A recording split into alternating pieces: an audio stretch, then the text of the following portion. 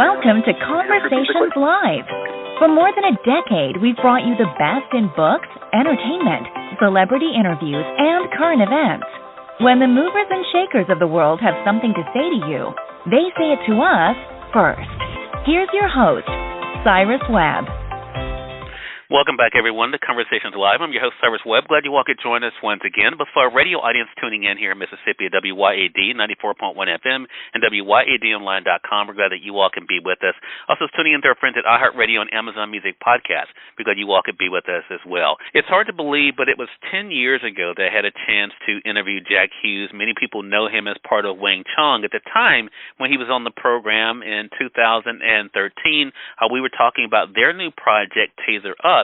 But now Jack is out with a new project with his quartet called EPIGONAL QUARK. We're going to talk to him not only about the new project, but also what it's been like for him to share his music literally with the world.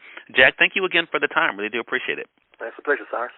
You know, it's great to speak with you. As I mentioned, it's been 10 years. It's hard to believe it's been that long since I've last spoken with you. But music has definitely continued to be a part of your life, including with the new project, Jack. What has it been like for you to see the response to the new double album? Great. You know, I'm always very gratified when people pick up on music that's not, what should we say, completely listener-friendly.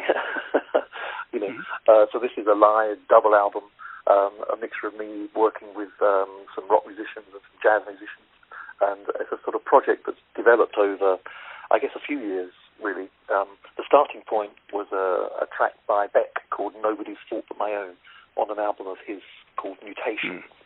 And what I loved about that track was this, it's kind of like one chord. It's kind of got an Indian tambura drone playing through it with a fantastic melody. And I sort of adapted this, inspired by Miles Davis, actually, from one of his albums.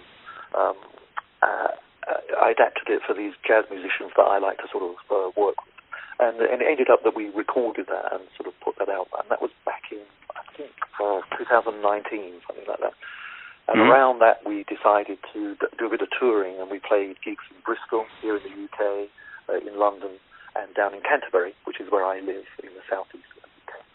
And we recorded the Canterbury show, and you know, and the bass player in the band who helps me with the releases, and Joel, said, you should have a listen to it. It was really pretty good, you know, and we sort of started checking it through and listening to the various sort of songs and stuff.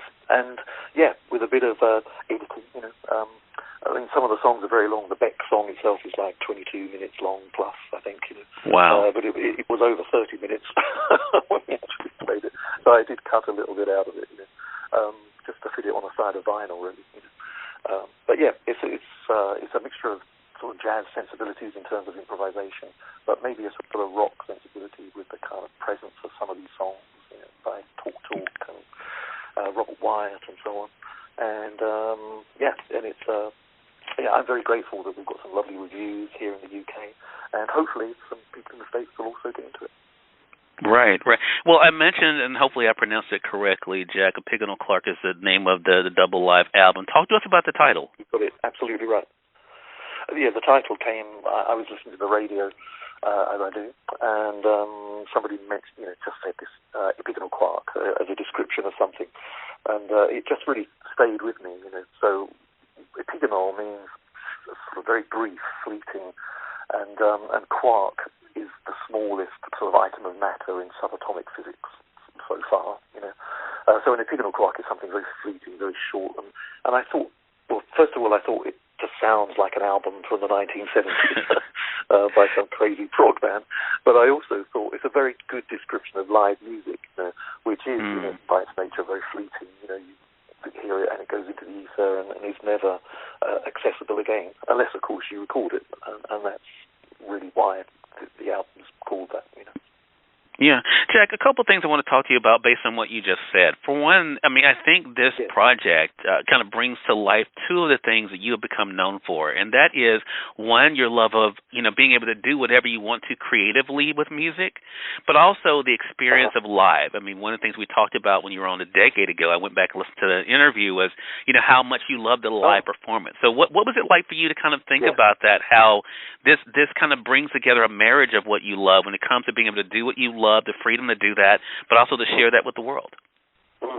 Well, don't think there's any greater privilege for an artist than to have that sort of freedom. I mean, with freedom comes responsibility. And that is obviously delivering good quality music, which we do. I mean,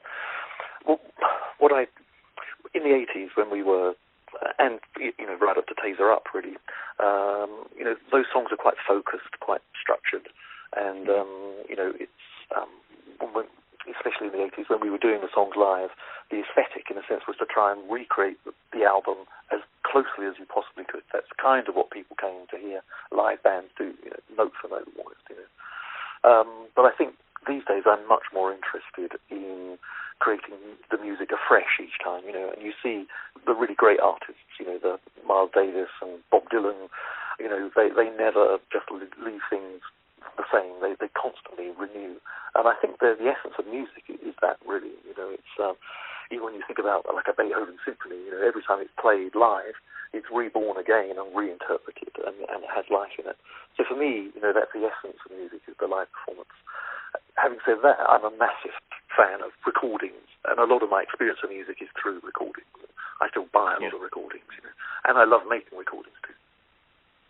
Do you think also the fact that you have different musical interests, I think that is something I think that people appreciate as well, that even though you may have been introduced with what's considered a genre that these days, and I know that can sometimes feel confining, that you still, of course, are able to enjoy and appreciate music and share your own version of that. Yeah. I mean, to me, the notion of genre is a restrictive thing. I was saying to somebody recently, it's useful genre to be able to find things, especially if you're on a streaming platform and you want to find a particular, say a track from EPIGONAL QUARK, then you might sort of look under jazz. The general territory, it helps to narrow it down a bit.